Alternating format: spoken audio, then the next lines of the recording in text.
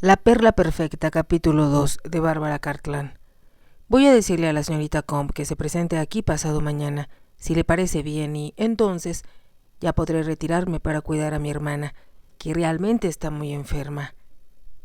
Estoy muy satisfecho de poder dejar todo en sus manos, señorita Marsh, y supongo que la señorita Combe aceptará el mismo sueldo que ha estado recibiendo usted. Estoy segura de que sí lo aceptará, estuvo de acuerdo la señorita Marsh.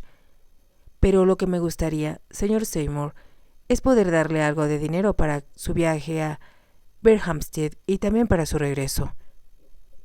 Ella esperó mientras el señor Seymour abrió un cajón de su escritorio y contó 5 soberanos de oro. Me parece que eso deberá ser suficiente, señorita Marsh. ¿O piensa que ella necesitará más? No, esto le alcanzará, respondió la señorita Marsh. Y muchas gracias. Muchas gracias a usted, dijo el señor Seymour. En realidad me encuentro muy ocupado estos días y usted me acaba de quitar un gran peso de los hombros. La señorita Marsh se alejó y regresó al salón de clases. Cuando entró, Norita estaba saliendo de la habitación de Lady Alice. Me pareció escuchar que venía subiendo por la escalera, dijo. Cerró la puerta tras de sí y preguntó con ansiedad. ¿Están de acuerdo? Están de acuerdo, querida. El señor Seymour se encuentra demasiado ocupado para hablar contigo, pero convino en pagarte el mismo sueldo que me pagaban a mí. ¿Y cuánto es?, preguntó Norita. 50 libras al año, respondió la señorita Marsh. ¿Tanto?, exclamó Norita. Mercy, eso es maravilloso. Ahora sí podré dejar que los Cosnet permanezcan en casa, y ya no tendré que preocuparme por ellos. En lo absoluto, repuso la señorita Marsh, y aquí está el dinero para tus pasajes. Debes regresar pasado mañana y procurar que sea lo más temprano posible. Así lo haré, respondió Norita. Ya he hecho los arreglos necesarios para que una doncella te acompañe a la estación y te haga compañía hasta que subas a un compartimento que esté reservado para damas exclusivamente. Regresarás el próximo miércoles. Sé que hay un tren que llega como a las 11. Un coche te estará aguardando con un lacayo para que te ayude con el equipaje. Norita rió y envolvió a la señorita Marsh con sus brazos. Voy a sentirme como si fuera una princesa real, exclamó. Muchas gracias, Marsh. Has sido maravillosa y jamás podré agradecértelo lo suficiente. Yo espero que todo salga bien, repuso la señorita Marsh. Por supuesto que así será, respondió Norita. Pondré todo mi empeño en hacer que Lady Alice sea feliz. Impulsivamente besó a la señorita Marsh y se puso el sombrero y el abrigo. La buena dama la acompañó escalera abajo. Casi habían llegado a la planta baja cuando Norita se detuvo y dijo: Me recomendaste que no debo mencionar a mis padres. Tengo que cambiarme el nombre. No es necesario, respondió la señorita Marsh. Hay muchos Combe en el mundo, por lo que no resulta tan poco común. Tendré mucho cuidado, prometió Norita, y te diré que así lo prefiero, es mucho más fácil de recordar. De inmediato se apresuró hasta donde la estaba esperando una doncella de cierta edad. A la mañana siguiente, el marqués estaba sentado en su estudio. Se ocupaba de revisar un montón de cartas que su secretario le había dejado junto al secante de oro. Sabía que Seymour, con su tacto habitual, se había dado cuenta de que eran de carácter muy privado. Por lo tanto, no las había abierto como lo hiciera con el resto de la correspondencia. El marqués las revisó una por una. Reconoció la escritura de Melinda, que era muy rebuscada, la de Daisy, mucho más sencilla. No era posible confundir el aroma de gardenias que Eileen siempre ponía en su papel de escritorio. Encontró la carta que buscaba y que era de Bettina Deviot. La abrió con una ligera sonrisa reflejada en sus endurecidos labios. Mientras lo hacía, una voz anunció desde la puerta: Sir William Smithson desea verlo, milord. El marqués levantó la vista. El doctor de la familia real se acercaba a él. De pronto recordó lo que su secretario le había dicho. La institutriz solicitó que un especialista opinara acerca de la salud de su hija. Me complace verlo, milord, dijo Sir William, y no hace falta preguntarle cómo se encuentra. Jamás lo había visto mejor. Gracias a Dios me siento muy bien, respondió el marqués. pero tengo entendido que la institutriz de mi hija desea conocer la opinión de usted. Él le indicó una silla y añadió: siéntese, por favor.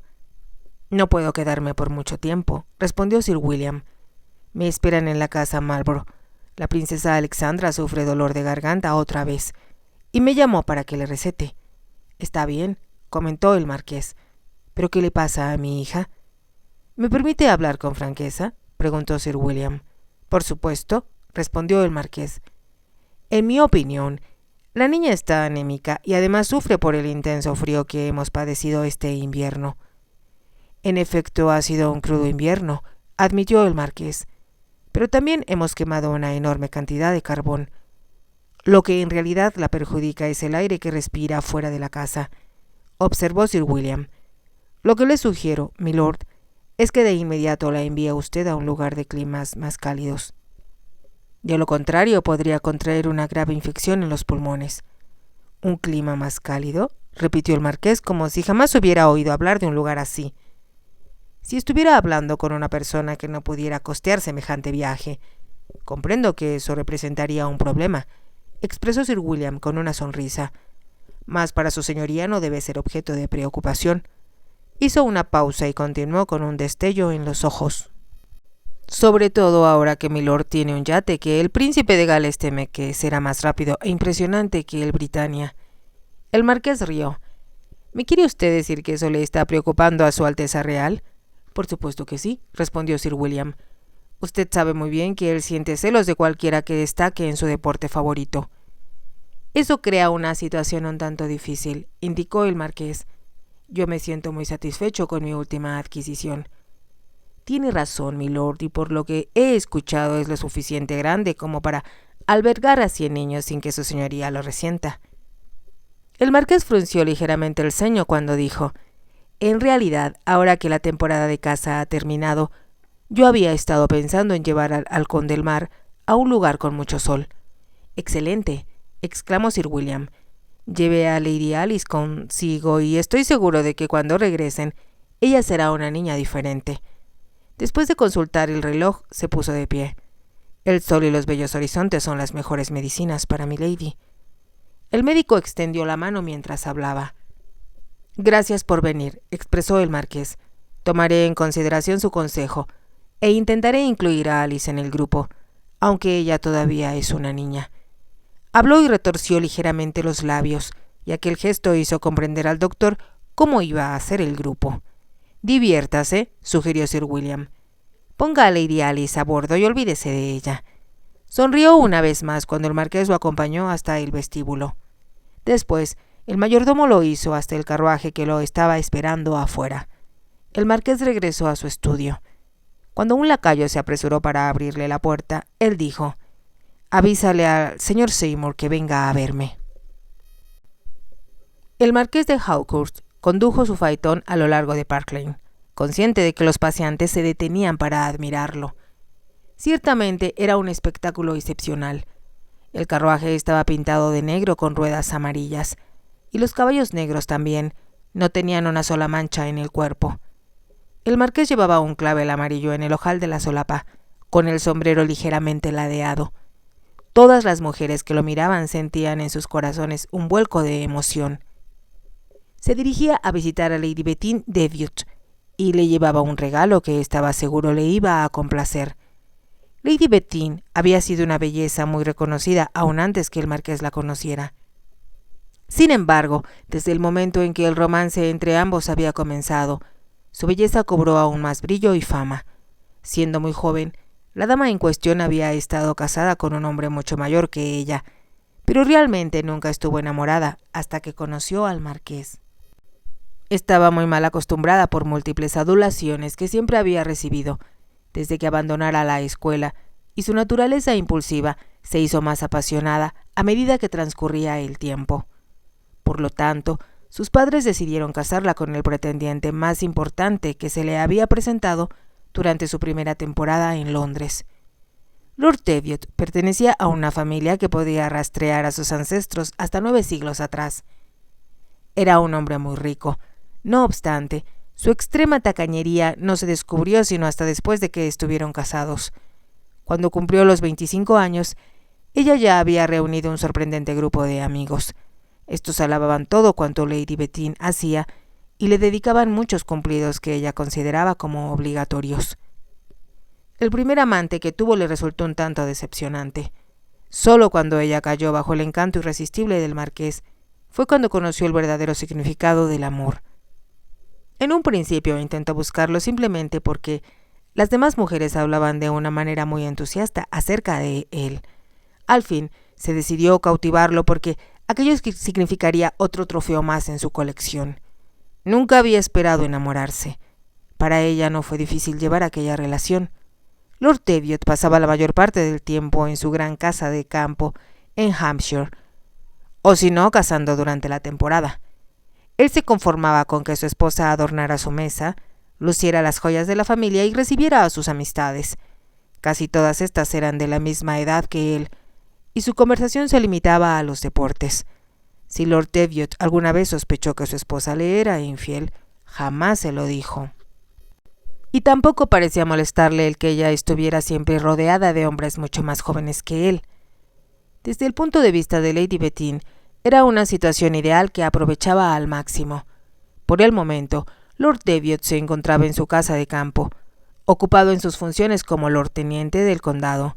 Por lo tanto, la casa Teviot en la plaza Belgrave estaba llena de las amigas personales de Lady Bettina, quienes eran las mujeres más atractivas de la ciudad. Estas venían acompañadas por hombres que no hacían otra cosa en la vida que pasear de un buidor a otro. «Anoche vi a tu última conquista», dijo la condesa de Dorset, una de las amigas más íntimas de Lady Bettina. No cabía duda de que había un poco de envidia en la voz sedosa de la condesa, así como un brillo de antagonismo en sus ojos. «No sé a quién te refieres», respondió evasiva Lady Bettina. «Sabes muy bien que me refiero al escurridizo marqués», respondió la condesa. «Y me temo, querida, que así exactamente es como lo vas a encontrar». «Gracias por el informe», respondió Lady Bettina. Ella sabía muy bien que la condesa había tratado de pescar inútilmente al marqués. Por lo tanto, comentó con un poco de desprecio: «Es una suerte que Selwyn prefiera a las mujeres rubias». La condesa, que tenía los cabellos oscuros, se alejó, no sin antes decir: «Hay excepciones a toda regla». Lady Bettina rió en silencio.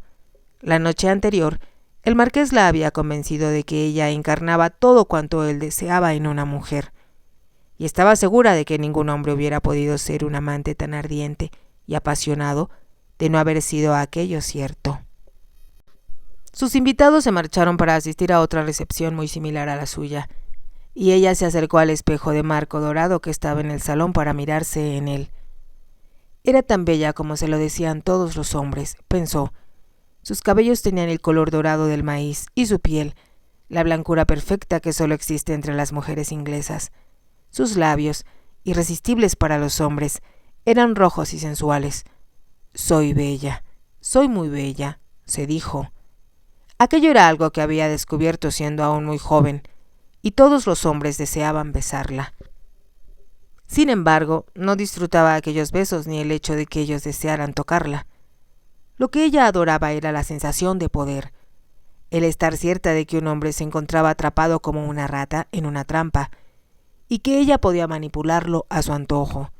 Siempre esperaba que los hombres le entregaran costosos regalos, y se aseguraba de que así fuera. Eran parte de los trofeos de su victoria. Si se lo proponía, podía hacer que su esposo le diera pieles y joyas. Pero le costaba mucho trabajo y resultaba mucho más fácil obtener lo que quería de parte de quienes se mostraban más generosos. Ahora, con una sonrisa, Lady Bettina pensó que iba a convencer al marqués para que le comprara un collar de diamantes que había visto en una joyería. Costaba mucho, no obstante, él podía costearlo. Es más, era justo que pagara por las llamas de pasión que conseguía encender dentro de él, y estaba segura de que había logrado hacerlas arder con más fuerza que ninguna otra mujer.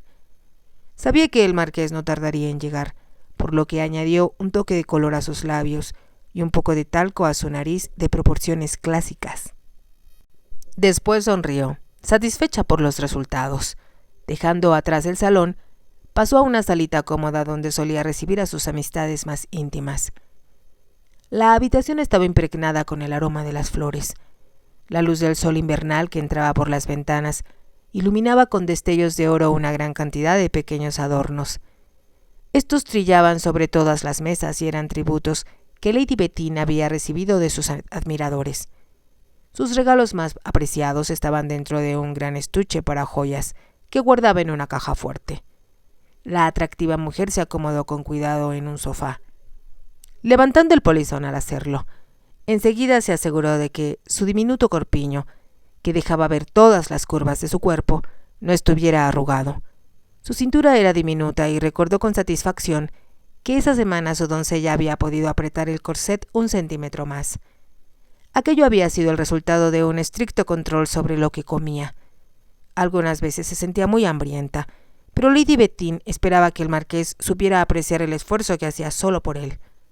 «Me encanta lo diminuto de tu cintura», le había dicho 2 días antes, cuando la rodeó con sus manos y casi pudo encerrarlas en ellas. Entonces la había acercado y besado hasta dejarla sin aliento. Pero después de que la dejaba, Lady Bettina siempre recordaba que el marqués nunca le había dicho que la amaba, como lo hacían los demás hombres. Él le alababa su rostro, su figura y la manera como vestía, pero Bettina sabía muy bien que no había capturado su corazón. No obstante, ella nunca habría admitido eso ni ante sus amigos más íntimos. Sospechaba que una vez que se separaban, aún después de varias horas de intensa pasión, el marqués ya no volvía a pensar en ella. Y no era que Lady Bettina pensara que le estaba siendo infiel. Siempre le habían dicho que el marqués se concentraba en una sola mujer a la vez. Pero también le comentaron que su interés por cualquier mujer siempre era efímero.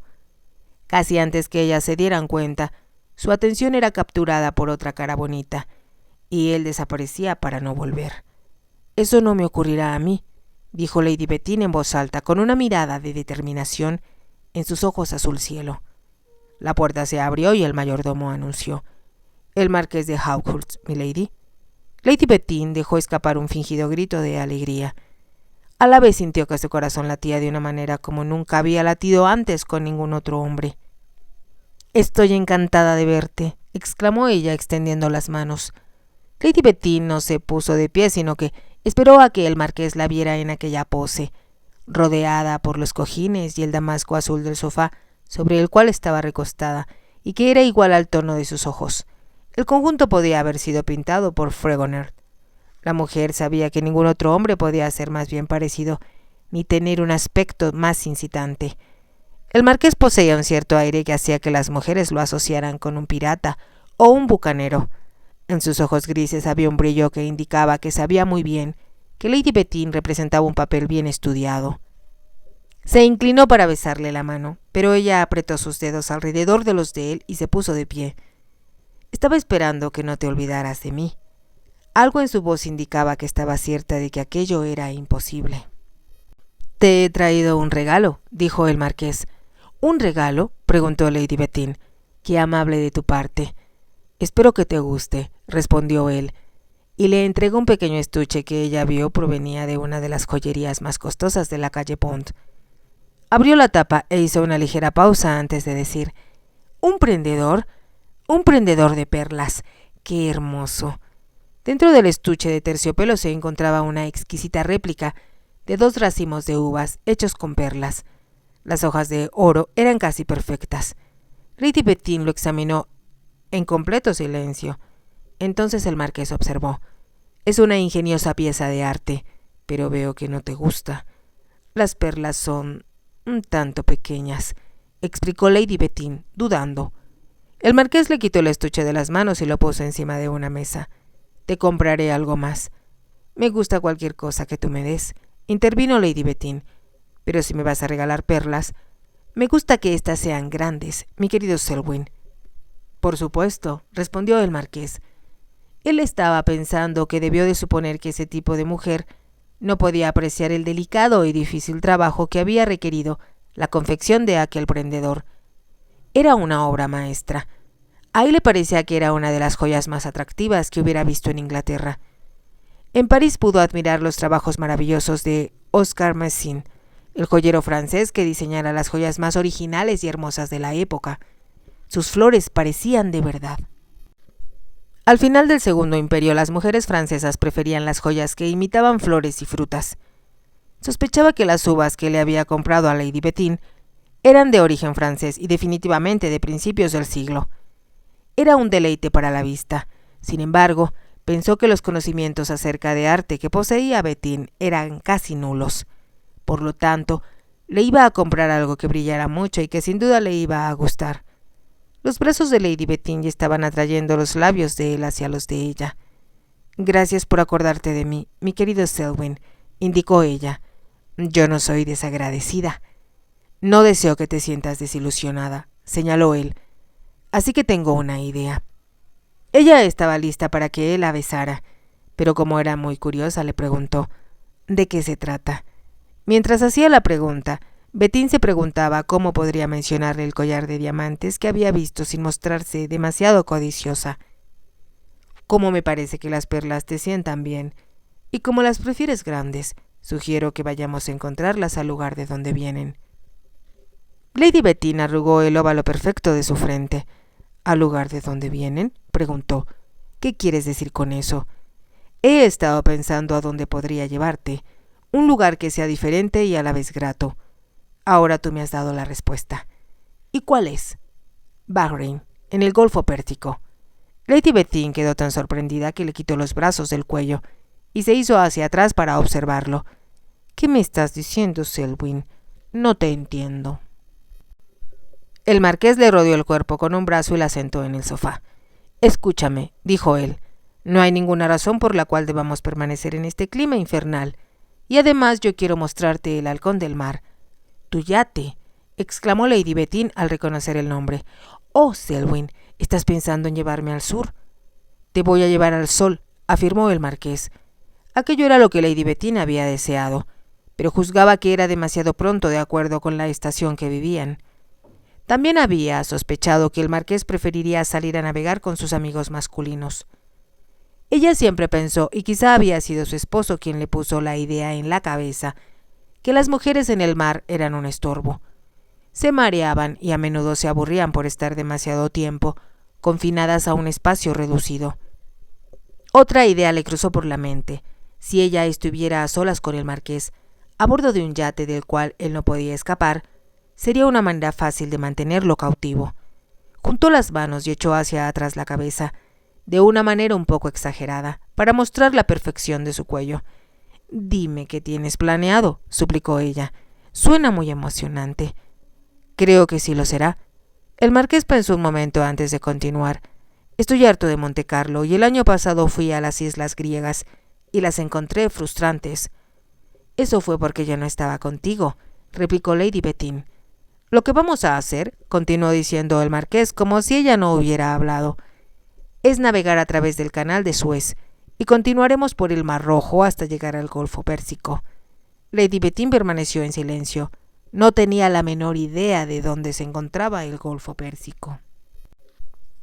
Su silencio le hizo saber la verdad al marqués y éste le explicó. «Es el lugar del cual provienen las mejores y más finas perlas, tal y como lo han hecho durante miles de años». «¿Y en verdad podremos ir allí?», preguntó Lady Bettina. «Allí iremos», le prometió el marqués, «y podrás escoger las perlas más grandes que encuentres para hacer un collar que, sin lugar a dudas, será la envidia de todas tus amigas». Ahora Lady Bettina lanzó una exclamación de genuina alegría.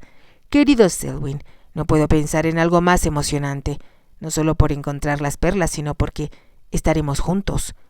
Había algo de cinismo en la voz del marqués cuando añadió: «Estaremos juntos, pero por supuesto habrá más invitados». «Supongo que sí», concedió Lady Bettina. «Sin embargo, espero que nadie interfiera entre nosotros». «Yo me encargaré de eso», ofreció el marqués. «Y ahora, ¿por qué no me agradeces esta invitación, que es algo diferente a las que comúnmente recibes?». Y atrajo a Lady Bettina a sus brazos de una manera casi brusca. La besó, y cuando sintió que el fuego ardía en los labios de ella, pensó que aquel viaje iba a resultar interesante y a la vez entretenido. 2 horas más tarde, cuando recorría el camino de regreso a la casa Hawke, el marqués no iba pensando más en Lady Bettina. Pensaba en la visita a Bahrein. Esta le había venido como una inspiración cuando ella había despreciado el pasador que le había comprado y manifestó su deseo de que las perlas fueran más grandes. Él siempre había estado interesado en las joyas y ahora pensaba que las perlas eran las gemas más antiguas del mundo. El marqués era un hombre culto e inteligente, y durante años había estudiado todas las cosas que le interesaban. Esto habría sorprendido a sus amigos si lo hubieran sabido. Los encargados del Museo Británico, la colección Wallace y el Palacio de Buckingham habían contado una historia muy diferente. Al heredar, el marqués había apreciado mucho las pinturas y los muebles que sus antepasados coleccionaran en el curso de los tiempos. Él se había tomado la molestia de estudiarlos para conocerlos.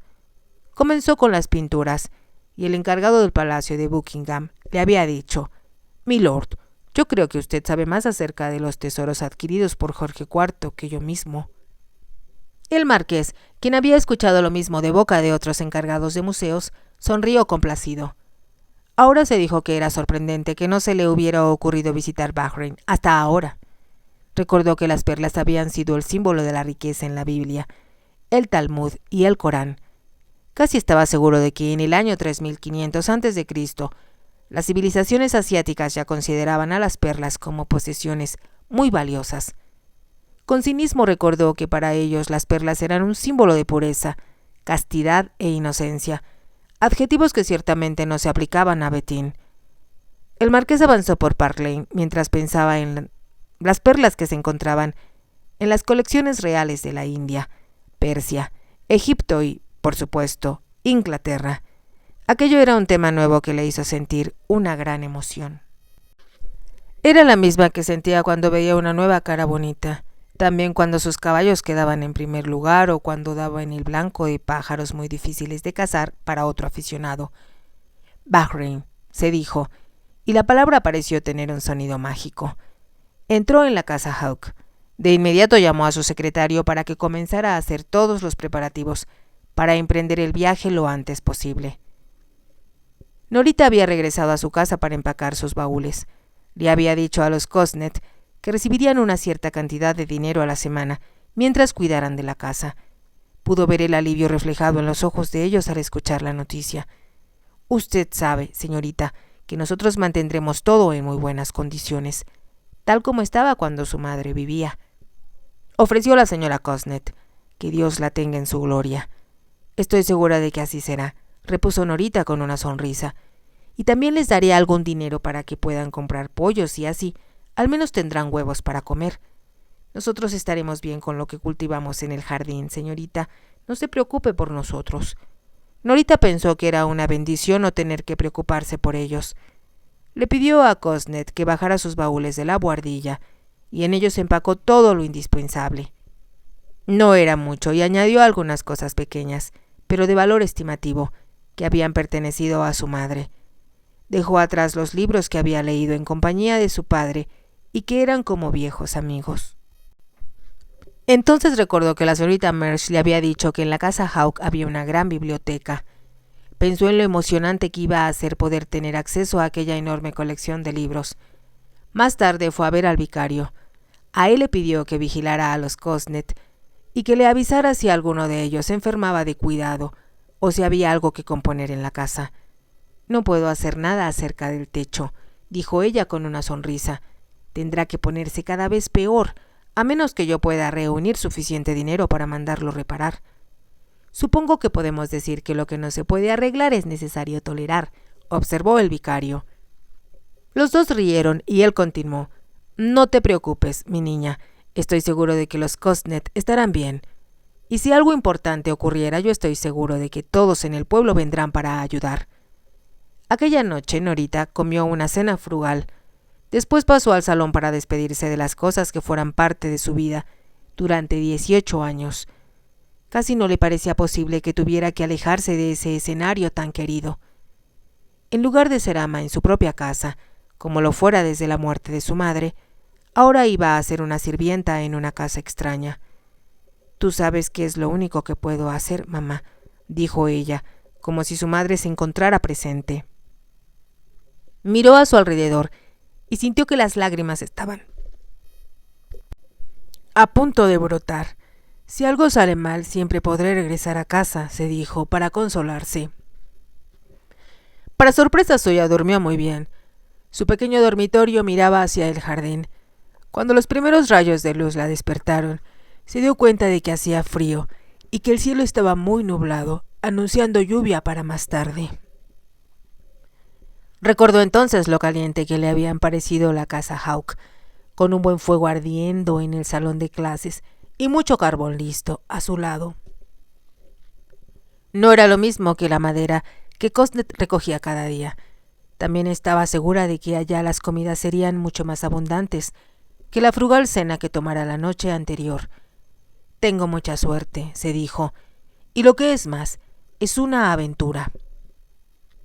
Se volvió a poner la misma ropa que había llevado el día anterior, ya que era la mejor que tenía. El viejo Cosnet bajó los baúles donde lo estaba esperando el hijo de un granjero, a quien él había enviado un mensaje la víspera. Esperaba sentado en su carreta, la cual olía al abono que había estado acarreando, pero Norita no podía darse el lujo de fijarse en esos detalles. Se despidió de Joe Cosnet y de su esposa, quienes estaban llorando por la separación. De inmediato subió al frente de la carreta junto a Ben Jones, quien puso esta en marcha en dirección a la estación. ¿Se va a ir por mucho tiempo, señorita Norita?, le preguntó Ben. Creo que sí, respondió Norita. ¿Quieres ser tan amable de decirle a tu padre que le regale a Joe Cosnet algunas papas para sembrar, si le es posible? Lo haré, señorita, repuso Ben. Y cuídese mucho. He escuchado algunas cosas molestas acerca de lo que ocurre en Londres. Espero no estar siempre en Londres, sino también en el campo, comentó Norita. Eso estaría mejor, comentó Ben, y añadió, yo no confío en la gente que vive en las ciudades grandes. Norita sonrió, pero sintió un poco de aprensión ante la idea de que la señorita Marsh tampoco parecía tener confianza en el marqués. Era demasiado inteligente como para no darse cuenta de que había algo que la señorita Marsh pretendía ocultar. Pensó que era debido a su juventud y por lo que la vieja institutriz no estaba siendo franca. Cualquiera que sea el comportamiento de él, eso no me debe preocupar, se dijo ella. Lo único por lo que yo me debo interesar es en su pequeña hija.